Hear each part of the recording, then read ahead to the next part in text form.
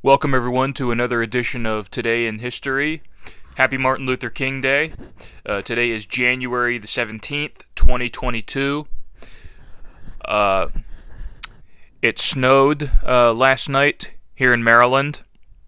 Any of you who got snow, hope you enjoy it.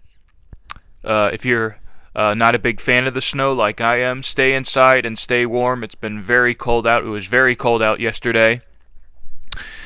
But let's share some events that occurred today in history. We don't have many, but we'll share them anyway. First off, Scott reaches South Pole, but Norwegians were first.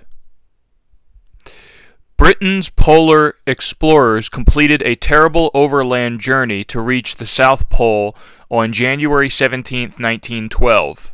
Only to find they were not the first. A Norwegian tent at the pole showed that Roald Amundsen and his team had beaten Captain Robert Falcon Scott's party by 1 month. "Great God, this is an awful place," wrote Scott in his diary, as his party swallowed their disappointment at their discovery. Poor logistics and unreliable equipment hampered the expedition from the start, and resulted in the ill-equipped party traveling far more slowly than the Norwegians. Amundsen men had reached the South Pole racing along behind dog sleds. Also today, in 2008, was the death of Bobby Fischer, the famous American world chess champion who died at the age of 64. And now for some birthdays, and there are a lot of birthdays for January 17th. I mean, there are a lot of birthdays, but we'll just cut it down to 5. First off, we have Benjamin Franklin, who was born in 1706, the famous founding father who discovered electricity and also helped draft the Declaration of Independence.